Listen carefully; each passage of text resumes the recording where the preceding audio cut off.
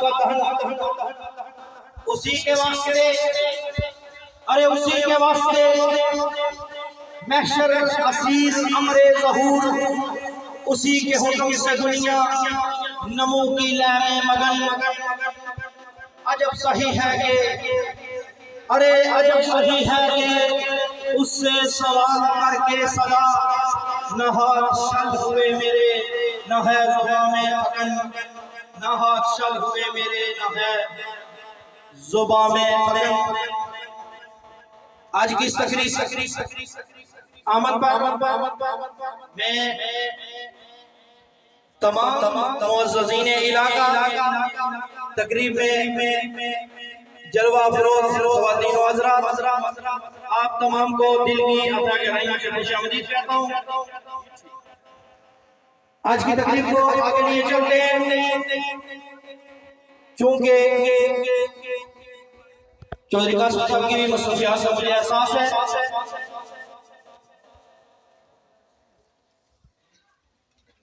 मैं तमाम साहबी बरादरी का एक दफा फिर शुक्रिया अदा करता कि आपने अपना कीमती वक्त आज की इस तकरीब को दिया। पहलवान रियासत साहब,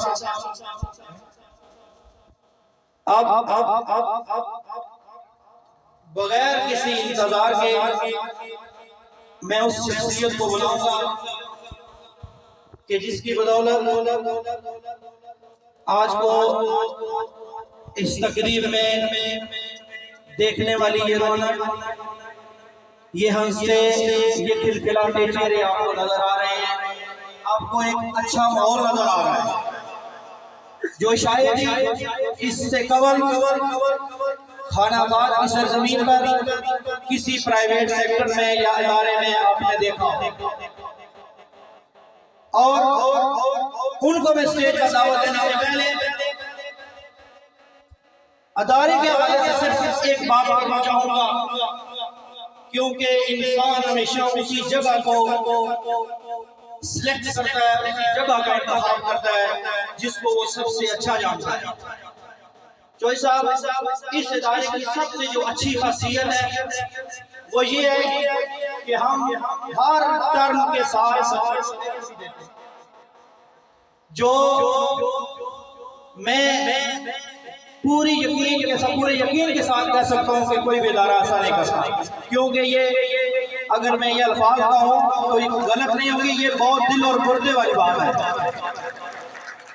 इंशाल्लाह आज भी एनुअल जो पेपर बच्चों के ये सालाना हुए हैं वो भी रिजल्ट के साथ वालिदैन और बच्चों के स्कोर करेंगे।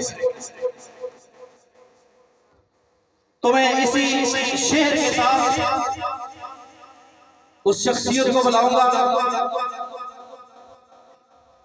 कि एक ऐसा मेहरबा मिल गया मुझे,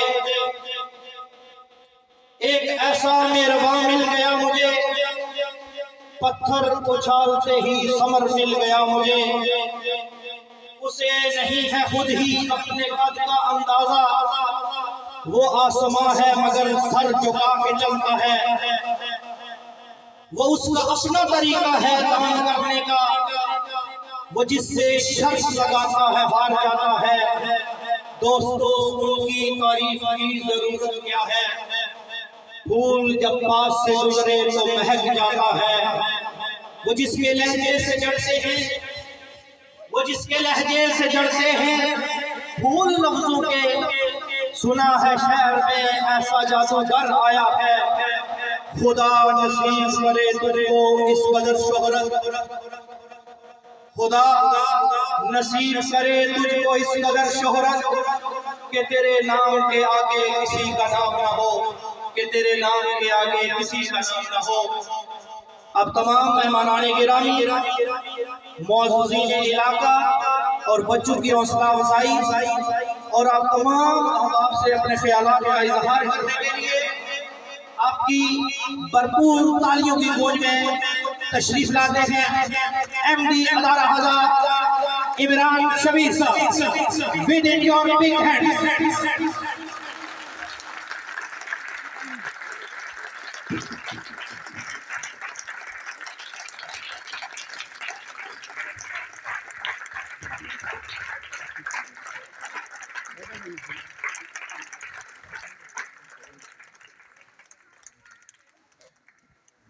बिस्मिल्लाहिर्रहमानिर्रहीम।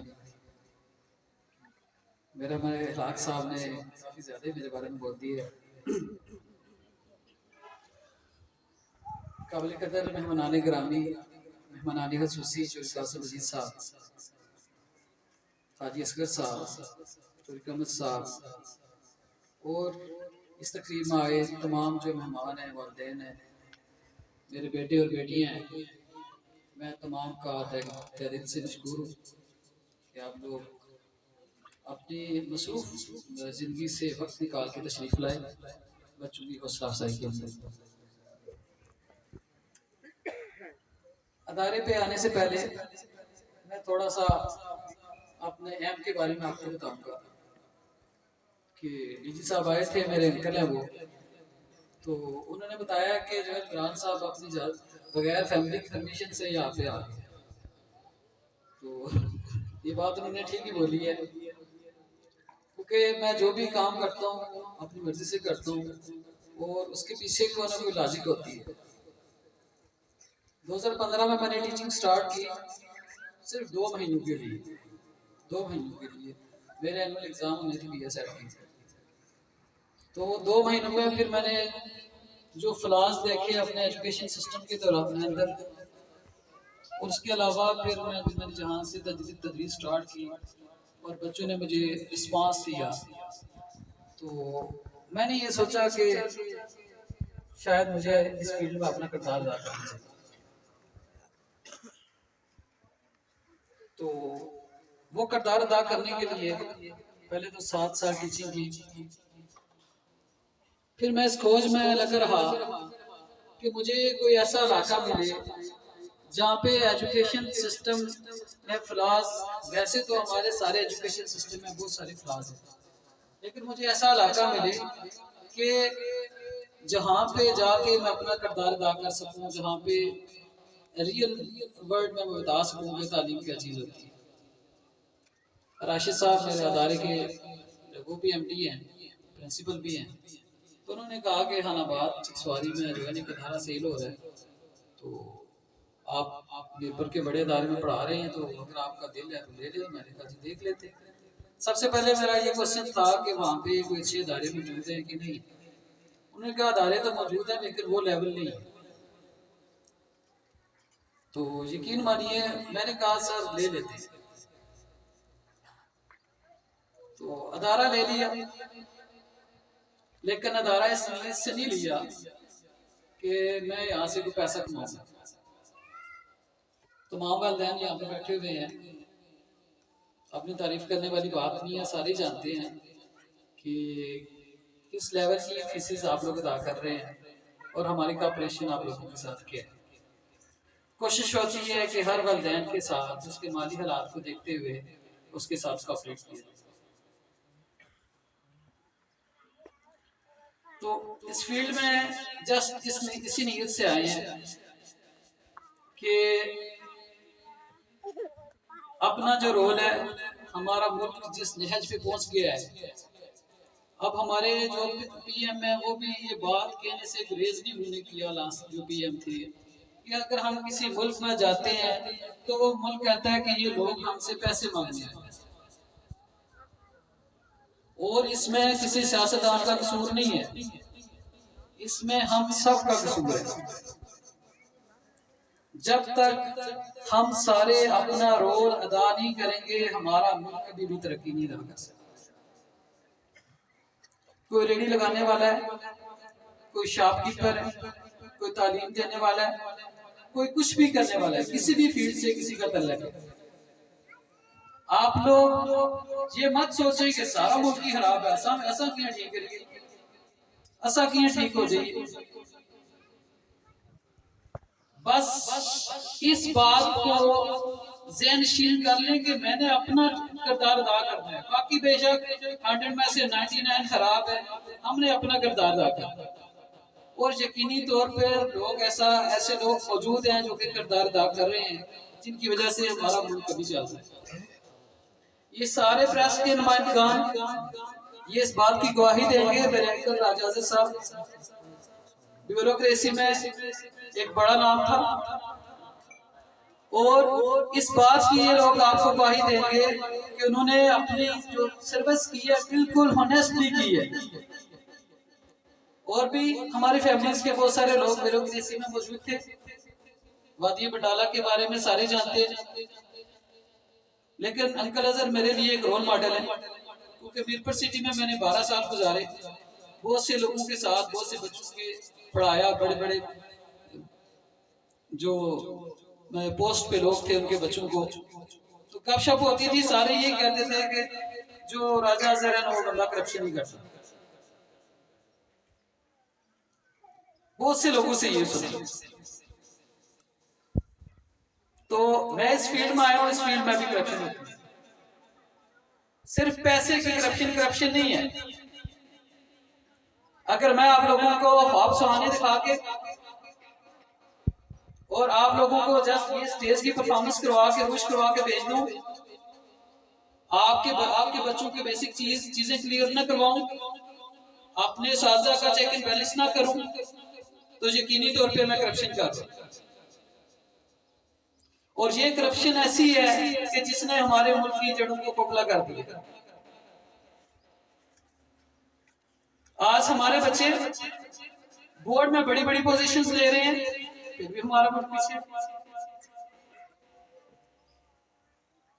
आज हमारे देखें ये जो बिजली के मुआहदात हुए हैं, गवर्नमेंट ऑफ पाकिस्तान ने जो किए हैं, लास्ट गवर्नमेंट्स ने 48 के खरीद के गवर्नमेंट को 20 की, अवाम को 20 की सेल कर रहे हैं। ये ऐसा क्यों है? क्योंकि ऐसे के पॉलिसी साज हमारे मुल्क में नहीं आए जिन्होंने इस मुल्क के बारे में सोचा है। लेकिन मैं यहाँ पे जो काम करने आया हूं, अल्लाह की जात जानती है कि इसलिए आया हूं कि इस मुल्क के लिए मैंने अपना रोल अदा करना है। मैंने ऐसे लोग यहाँ से पैदा करने हैं, ऐसे बच्चे पैदा करने हैं जो हनेस्ट हूं, जो ब्यूरोक्रेसी में जाए, जो आर्मी में जाए, जो डॉक्टरेट में जाए, जिस फील्ड में भी जाए, वहां पे जाके अपना किरदार हनेस्टली अदा करें।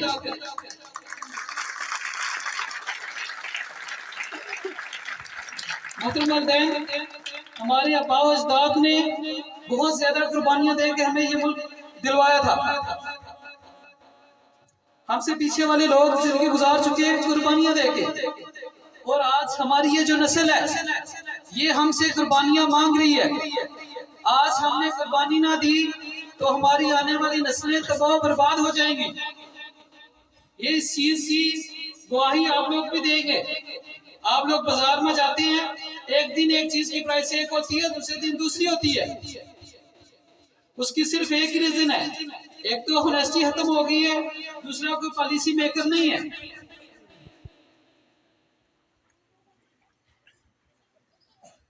इसलिए मेरी आप सबसे गुजारिश है, आप लोग जिस फील्ड में भी काम कर रहे हैं, जिस फील्ड में भी, खुदारा 5 साल ईमानदारी से लगा लें, 5 साल ईमानदारी से लगा लें, अगले 50 साल तक ये मुल्क चलेगा इंशाल्लाह।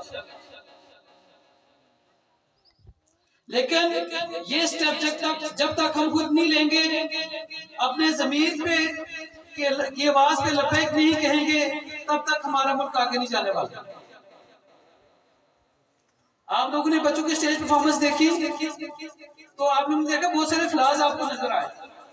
चकसवारी के सारे इदारों के रिजल्ट हो चुके हैं, मैंने सारे पास आउट किए हैं, फ्लाज नहीं थे। यही बात है, अब हमारे फंक्शन पे भी फ्लाज नहीं थे उन्हें, अब फ्लाज क्यों हुए? इस साल जब टीचर्स तैयारी करवाने लगे, उन्होंने जनाब सारे जो हमारे अदारे के ब्राइट स्टूडेंट थे उनको इकट्ठा करके ले आए। सर हम इनसे तकरीर करवाएंगे, इनसे कराने पड़ेगा। मैंने कर लो, इस साल वो बच्चे स्टेज पे जाएंगे जो लास्ट ईयर नहीं थे। 80% बच्चे ऐसे थे जो फर्स्ट टाइम आए हैं। ईसा असगर है, उन्होंने कभी जो स्कूल का आम फंक्शन होता है उसमें भी स्पीच नहीं की। मैंने कहा ईसा असगर इंग्लिश में स्पीच करेंगे।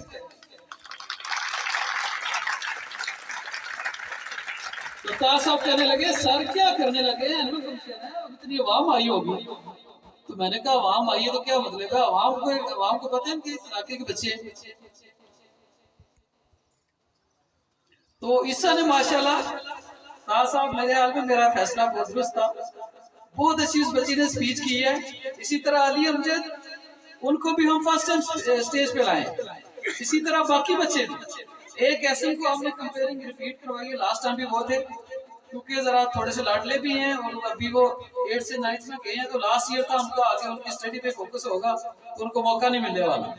तो उसको ख्वाहिश थी, तो मैंने कहा चले एक दफा ऐसे को चांस दे दे, आगे 4 साल को चांस नहीं मिला।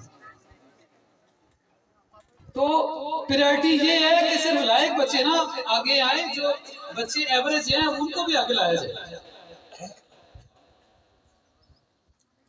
ये हम सबकी जिम्मेदारी है, गवर्नमेंट अदारों की प्रिंसिपल जो टीचर्स आई हुई हैं, मेरी आप लोगों से रिक्वेस्ट है कि खुदारा बच्चों की बेसिक चीजें क्लियर करवाएं, अपना रोल अदा करें।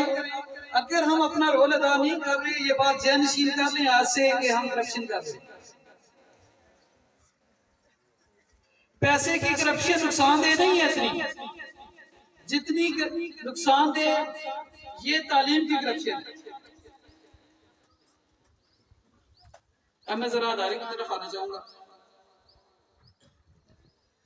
बच्चे की हालत कैसे बेहतर होती है? हर वालिदैन आते हैं, कहते हैं जी ऐसा नहीं लिखे, तवज्जो दे। हमारे लिए A to Z, कोई फर्स्ट ईयर का बच्चा है, कोई नर्सरी का बच्चा है, नर्सरी के छोटे बच्चों को ज्यादा तवज्जो दी जाती है। किसी चौधरी का है, किसी राजे का है, किसी गरीब का बच्चा है, किसी राजे से ताल्लुक है, हमारे लिए सारे बच्चे बराबर हैं और हर एक पे तवज्जो दी जाती है। लेकिन ये तवज्जो कारगर तब साबित होती है जब घर पे वालिदैन मौजूद हो, वो देखें कि जो स्कूल वालों ने काम करवाया हमारा बच्चा घर से याद करके गया है कि नहीं गया। देखें ये कॉपी है मेरे पास, यहाँ पे टिक लगी होगी, क्लास लगी होगी, ये चीज तो आप लोग देख सकते हैं। वालिदैन कहते हैं कि सर जी ऐसा पढ़े लिखे को ना स्कूल में भेज दिया, टी क्रास और लगा वो देख सकते हैं कि क्रास लगा तो बच्चा नहीं याद करके गया, नंबर लिखे होंगे 10 में से 5, 10 में से 10, 10 में से 2, 0। तो अगर बच्चे के मार्क्स कम है वहां पे आप उसकी सतनिश करें। उसके अलावा जो दूसरी बड़ी चीज है वो बच्चे की रेगुलरिटी है, कि बच्चा रेगुलर अदारे में आए। और वालिदैन अगर कोई किसी वजह से बच्चा छुट्टी भी कर लेता है तो वालिदैन अदारे को क्या करें। बहुत सारे बच्चे अभी हम अल्हम्दुलिल्लाह हमारे डिसिप्लिन की वजह से ऐसे हो गए हैं कि जिनके वालिदैन अदा करते हैं, लेकिन मैं सारे का नाम लिया तो काम गड़बड़ हो जाना, टाइम ज्यादा हो जाए। सिर्फ एक का नाम लूंगा, पहलवान रियासत साहब। क्लैपिंग करेंगे उनके लिए जरा जोरदार अंदाज में।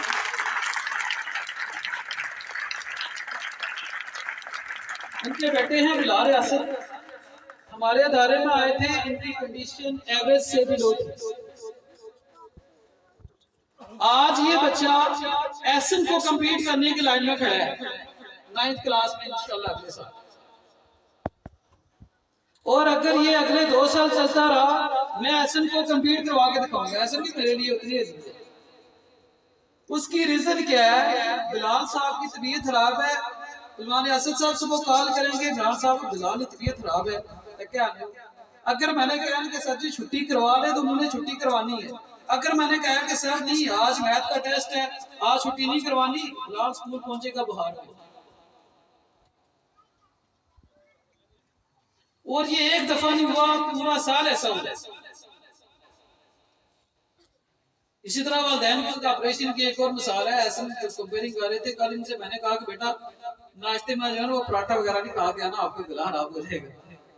उसने घर अम्मी से कहा कि मैंने नाश्ता करनी नहीं है, तो घर से कहा सर जी आपने नाश्ते से मना किया। मैंने कहा मैंने जैसे ये कहा था कि जो है ना बेटा आपने पराठा नहीं खाना, क्योंकि तली चीजों से गला जो है ना मसला कर जाता। तो उनके घर वालों ने कहा कि जो है ना ऐसे तो कह रहा नाश्ता नहीं करना। लेकिन देखे बच्चे की ओबीडियंसी का लेवल चेक करें, तो जो लोग बाद होते हैं वही बामराद होते हैं। बेअदब कभी भी मुरादे नहीं पाते। अल्हम्दुलिल्लाह डिसिप्लिन पे कभी कंप्रोमाइज नहीं किया और हमारे अदारे के बच्चे सारे वेल डिसिप्लिन फलाज होते हैं, उनको इंशाल्लाह मजीद बेहतर किया जाएगा। उसके अलावा आप लोगों ने प्रोग्राम देखा, सारे प्रोग्राम में आप लोग गए होंगे, बैकग्राउंड म्यूजिक चलता है सही दबा के, तो फिर लोग बड़े खुश होते हैं, जोर जोर की ताली बजती है। मेरा जहाद है म्यूजिक के खिलाफ। मिरपुर में पाकशमीर कॉलेज में मैंने बाइकआउट म्यूजिक की बैच स्टार्ट की थी और आज अल्हम्दुलिल्लाह इंडिया तक वो फैल चुकी है और बड़े जबरदस्त अंदाज में चल रही है। इलाक साहब ने कहा था कि उस साथ ये बैकग्राउंड म्यूजिक थोड़ा होना चाहिए, मैंने कहा इस बात के साथ कंप्रोमाइज नहीं हुआ। हमने अपनी बेटियों को फातिमा बिन्त मोहम्मद बनाना है, हमने उनको सिंड्रेला नहीं बनाना। अगर मैंने बना दिया तो कल मैं क़यामत के दिन इनके पीछे क्या हिसाब दूंगा। और अगर हम यहाँ पे उनको सिखा रहे हैं तो माओ का भी ये रोल है कि आप भी घर पे अपनी बच्चियों को ऐसी ही तरबियत दें, अपनी बच्चियों को लिबास ऐसे ही पहना है जो फातिमा बिन मोहम्मद के लिबास थे। आज आप लोगों को शायद मेरी बातें बुरी लग रही हो, लेकिन मैं एक तल हकीकत बयान कर रहा हूं कि अदारे तो रोल अदा कर रहे हैं, लेकिन मोस्टली वालिदैन अपना रोल अदा नहीं कर रहे। सारे मिलकर रोल अदा करेंगे, हमारा माशरा इंशाल्लाह बहुत आगे जाएगा। मैं कल फेसबुक पे वीडियो देख रहा था, तो इंडिया में इंग्लैंड में एक पाकिस्तानी जो शॉपकीपर था उसका इंटरव्यू एक कर रहा था शख्स, तो उसने कहा कि यहाँ पे किस तरह के रूल है। तो शॉपकीपर कह रहा था इन्होंने दोनों ने सिर्फ कलमा नहीं पढ़ा हुआ, बाकी सारे काम मुसलमानों वाले, यानी कि उनका होनेस्टी का लेवल, उनकी बाकी जो मॉरल वैल्यूज हैं वो हमारे उन्होंने अपनाई हुई है और हमने उनको छोड़ दिया। हमारा बच्चा टिकटॉक पे डांस करके वीडियो अपलोड करता है, हम कहते हैं बड़े बच्चे में बड़ा टैलेंट है, हमारा बच्चा टैलेंटेड हो गया। आपका बच्चा टैलेंटेड नहीं हुआ, आपने अपने बच्चे को अपनी रवायात से दूर कर रहे हैं। कल क़यामत के दिन आप लोग इस चीज के जवाब दे होंगे, एक एक चीज के बारे में पूछा जाना है।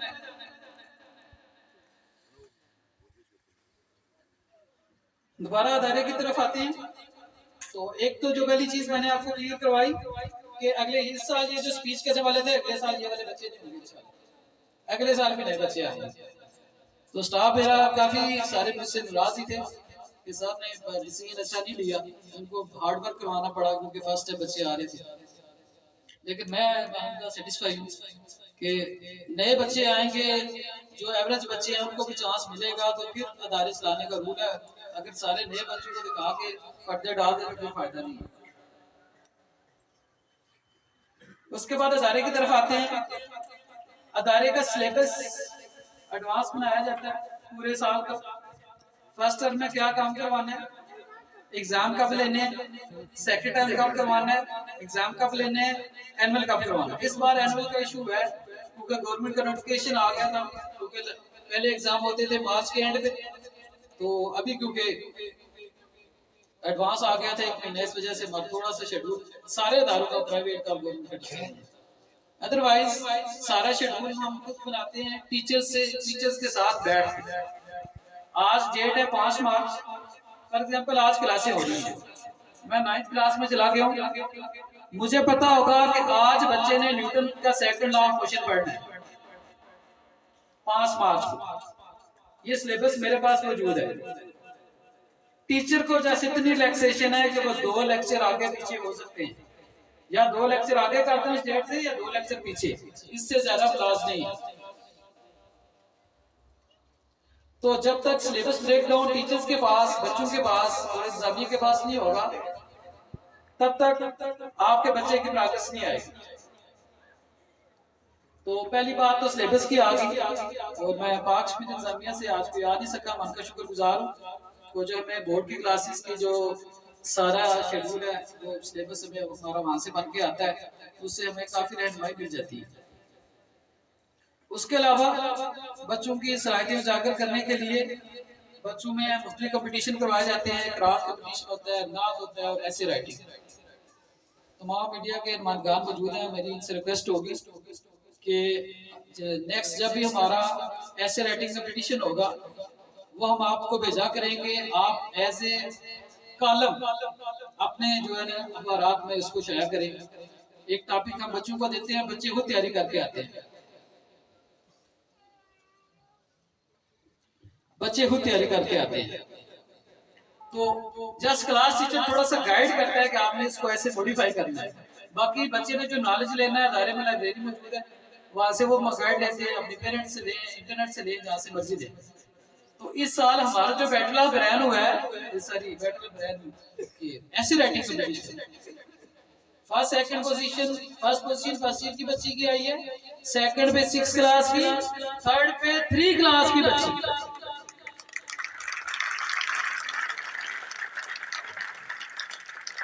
थ्री क्लास की बच्ची, अगर आपको यकीन हो उनके वादा भी मौजूद है, अदारे ने 1% सपोर्ट नहीं किया। शायद क्लास टीचर ने किया होगा, थोड़ा बताया होगा बेटा इसको ऐसे नहीं ऐसे करना है। बाकी उस बच्ची ने खुद अपने अल्फाज में लिखा है। हालांकि हमने पोजीशन टॉप 2 की रखी थी।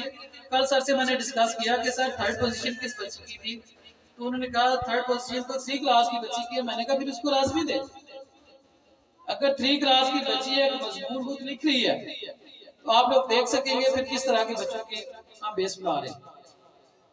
लेकिन इसमें मेन चीज ये है कि बच्चा रेगुलर अदारे में आएगा तब बच्चे की प्रोग्रेस होगी। यहाँ पे वो कुछ ऐसे बच्चे भी बैठे हैं जिन्होंने साल में 46 एब्सेंटीज किए हैं, और ऐसे बच्चे भी हैं जिन्होंने पूरा साल से 3 छुट्टियां की हैं, 4 की। मैक्सिमम बच्चे ऐसे हैं जिन्होंने 10 से कम छुट्टियां की हैं पूरे साल के दौरान। अब आप लोग मुझे बताएं, अगर एक बच्चे ने 46 लेक्चर अपने मिस कर दिए हैं, क्या वो बच्चा पोजीशन लेने का हकदार होगा?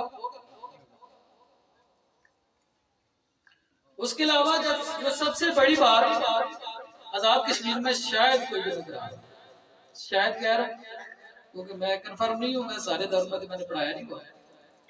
हम 6 क्लास लास्ट ईयर हमने 6 क्लास से लेके ऑनवर्ड सारी क्लासेस को साइंसेस के प्रैक्टिकल भी करवाए। इस साल मैंने जो सिलेबस ब्रेकडाउन बनाया है उसमें जो 5 क्लास के बच्चे साइंस पढ़ेंगे उनको साथ प्रैक्टिकल वर्क भी करवाया जाएगा। और ये सिर्फ ज़बानी बातें नहीं है, हमारा फेसबुक अकाउंट मौजूद है, वहां पे हम वीडियोस अपलोड भी करते हैं। और हमारे जो साइंस के सारे उन्होंने लास्ट टाइम ये किया कि 6 क्लास के बच्चों को प्रैक्टिकल करवाया। तो अगले जुमे मैंने देखा कि 6 क्लास के बच्चे सर ही नहीं होते, 7-8 के बच्चे। मैंने सर को बुलाया, सर जी आप क्यों इधर आके बैठे हुए? इमरान साहब प्रैक्टिकल डे, तो मैंने कहा आपकी जिम्मेदारी बनती है। कहने लगे 6 को प्रैक्टिकल करवाया हुआ है, 6 के बच्चे आज 7-8 को करवाएंगे।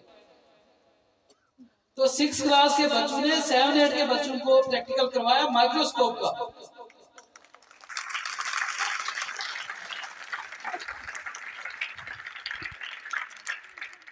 तो इंशाल्लाह इस साल हम 5 क्लास के बच्चों को भी प्रैक्टिकल करवाएंगे। 5 को जो साइंस पढ़ाने वाले टीचर्स हमको मुश्किलात तो आएंगी, लेकिन ये मुश्किलात उनको थोड़ी सी बर्दाश्त करनी पड़ेगी, क्योंकि सारा और घर से कंप्लीट करके आना पड़ेगा, फिर बात नहीं। फिर उसके अलावा छोटी क्लासेस के लिए एक्टिविटी बेस्ड लर्निंग होती है, एक्टिविटीज करवा के बिल्कुल लर्निंग करवाई जाती है, डे सेलिब्रेशन होती है, और तमाम अदारों में जो भी डे सेलिब्रेट होता है ना उसके पैसे लिए जाते हैं। हम अल्हम्दुलिल्लाह सिर्फ मंथली फीस और एग्जाम फीस लेते हैं, किसी डे सेलिब्रेशन का 1 रुपया भी किसी वालिदैन से नहीं लेते, क्योंकि मेरा मेन मकसद पैसा कमाना नहीं है। मेरा मेन मकसद अपना रोल अदा करना है इस मुल्क के लिए, इस हानाबाद के लिए नहीं। मैंने हानाबाद या चकसवारी या मीरपुर आजाद कश्मीर के लिए रोल नहीं अदा करना, मैंने अपना रोल इस पूरे मुल्क के लिए अदा करना है। मेरा जो सारा स्टाफ है जब भी वो आता है मैं उसको अपना माटो बताता हूँ कि मेरा माटो ये है कि आप इस माटो पे चल सकते हैं तो फिर मेरे साथ चले।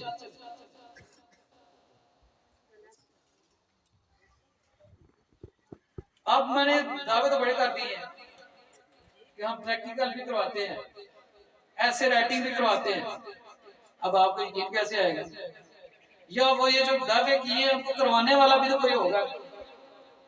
अगर 12-12 पास में टीचर्स रख ले तो फिर आपके बच्चे को वो ऐसे राइटिंग सिखा सकेंगे, प्रैक्टिकल करवाना सिखा सकेंगे?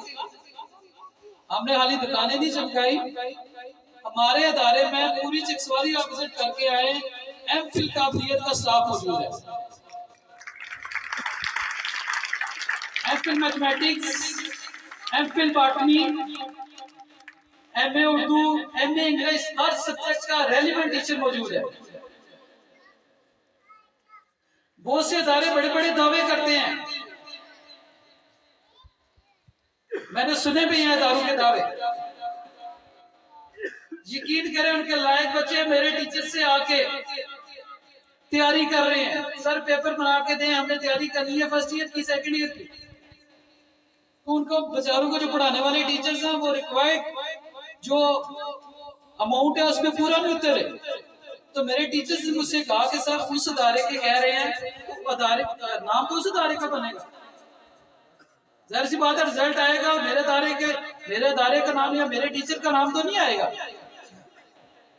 मैंने कहा सर उस अदारे का नाम आएगा, लेकिन जो बच्चा बनेगा वो इस मुल्क को सर्व करेगा। हमने अपना ज़र्फ बड़ा रखना है, आप उस बच्चे को तैयारी करवाएं, क्योंकि वो जो बच्चा तैयार हो रहा है उस मुल्क के लिए तैयार कर रहे हैं हम, बेशक किसी और अदारे का बच्चा है।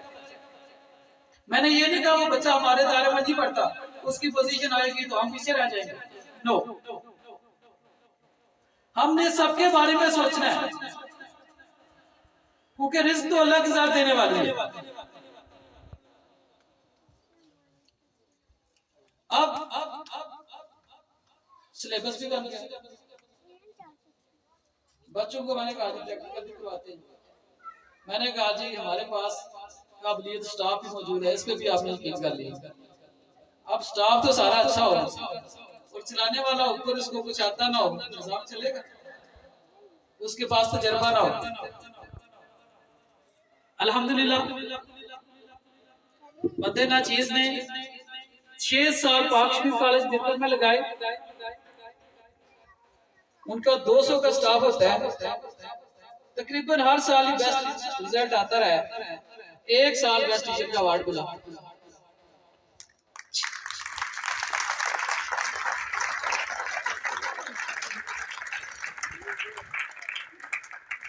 पाक शरीफ में बतौर vice principal and as a physics lecturer काम किया मैथ। तो 5 क्लास हमारी अपनी ब्रांच थी, 8 class, 10th class, second year, तमाम क्लासेस में अल्हम्दुलिल्लाह मैंने बोर्ड में पोजीशन लेके दी है।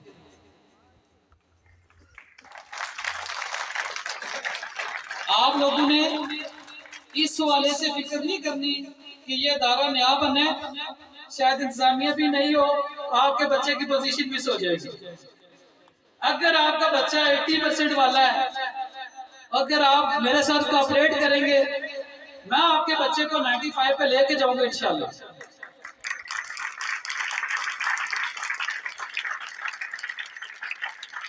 और मैं ये काम करके आया हूं। इंसान खुद कुछ नहीं कर सकता जब तक अल्लाह की ज़ात की मदद साथ न हो। पाक शरीफ में उस अदारे की 4 तादाद थी, अब शायद 6 भी क्रॉस कर गई है। तो हमारी ब्रांचेस के मुकाबले होते हैं, वहां पे भी हमारी नई ब्रांच बनी, वहां पे उन्होंने मुझे भेज दिया एक जिम्मेदारी देके। पहला साल मैंने हार्डवर्क किया, अगले हर साल 5, 8, 10 पोजीशन देते रहे। फिर एक बार सेकंड ईयर में हमारा बच्चा गया दाऊद नसर, ठीक है, उसने बोर्ड में आईसीएस में फर्स्ट पोजीशन ली। अब उससे एक और बात मुझे याद आ गई, दाऊद फर्स्ट पोजीशन लेके इंग्लैंड जा रहे थे। मेरी मुलाकात होगी मीरपुर में, तो मैंने कहा बेटा आप जैसे बच्चे अगर पोजीशन लेके इंग्लैंड चले जाएंगे, इस मुल्क का क्या बदलेगा? मैं सलाम पेश करता हूँ उस बच्चे को, उसके बाद बहन को। शायद कोई और वालिदैन होते तो मुझे कॉल की होती कि आपने हमारे बच्चे को इंग्लैंड जाने से रोक दिया। आज वो बच्चा कॉम सेट में MCS कर रहा है, तो वहां पे भी गोल्ड मेडलिस्ट बनने के करीब है। तो अपना रोल अदा करें। तो हमारा ये जो स्टाफ है, इसको जो सिलेबस दिया जाता है, इसका बाकायदा चेक एंड बैलेंस होता है। जो काफी टीचर से करते हैं, इनकी बाकायदा रीचेकिंग करता हूँ। सम टाइम ये उर्दू वाले, इंग्लिश वाले टीचर सरप्राइज हो जाते हैं कि सर ने ये ग्रामर की मिस्टेक कैसे निकाल दी, क्योंकि मेरा सब्जेक्ट तो मैथ और फिजिक्स है। लेकिन ये जो सारा काम हुआ है, एक तो इंसान की लगन होनी चाहिए, और दूसरा जो पाकशमीर का काम किया, वहाँ के हम जो यूनिक स्टार के पोजीशन लाइन वाले बच्चे थे, उनको फिर सारे सब्जेक्ट भी एक्स्ट्रा कोचिंग में करवाते रहे, तो इस वजह से ये सारा काम है। तो बाकायदा टीचर्स का चेक एंड बैलेंस होता है। और मैं दोबारा स्टाफ के हवाले से आपको बताना चाहूंगा कि ये वाला स्टाफ जो हमारे पास है, आप चाहे किसी भी इदारे में जाए एडमिशन के लिए, पूछ लें कि उनके पास किस किस काबिलियत के स्टाफ है। तो मैं अपने स्टाफ के डॉक्यूमेंट भी आपको चेक करवा सकता हूँ, खाली दावे नहीं कर रहे, स्टाफ के डॉक्यूमेंट भी चेक करवा सकता हूँ। और मोस्टली ऐसे जो सवारी के जो मशहूर नामवर इदारे हैं, उनमें 5-5 साल पढ़ा के आए, एक्सपीरियंस भी है उनके पास।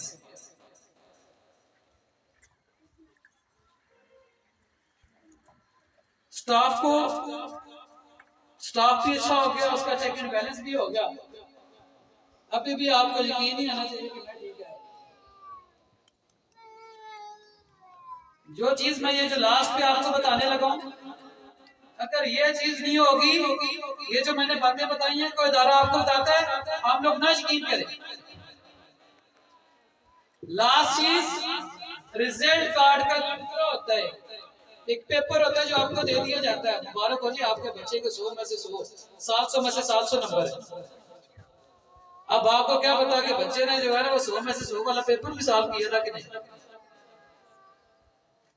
पूरे एके में चले जाएं, पाकशमीर मिरपुर के अलावा हमारे इदारे के अलावा कोई बंदा आपको रिजल्ट कार्ड के साथ पेपर नहीं देगा, और वो भी एनुअल एग्जाम के।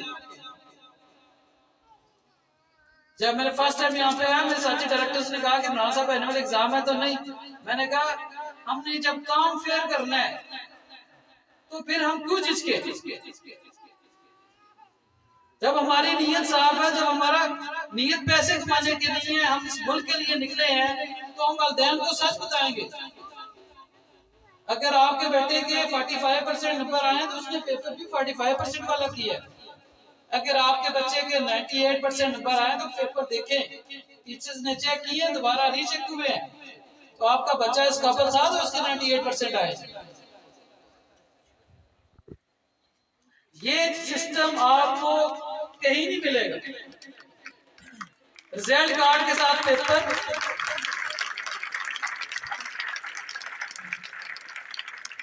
रिजल्ट कार्ड के साथ पेपर कोई इदारा नहीं देता। फिर उसके अलावा सोच थोड़ी सी बड़ी, मैंने सोचा कि हमारे पास शायद लोगों को अभी इस तरह का एतबार नहीं है कि ये नई इंतजामिया आई है, क्या पता किस तरह की होगी।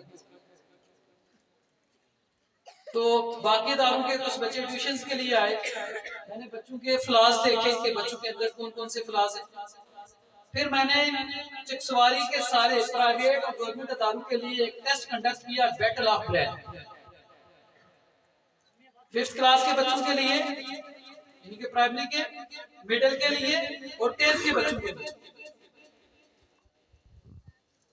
बैटल ऑफ ब्रेन इंतकाल करने का मकसद ये था कि हमें पता चले कि इस इदारे में, इस इलाके में फ्लास कौन कौन से हैं और कौन कौन से बच्चे टैलेंटेड है। टैलेंट बहुत सारा मौजूद है,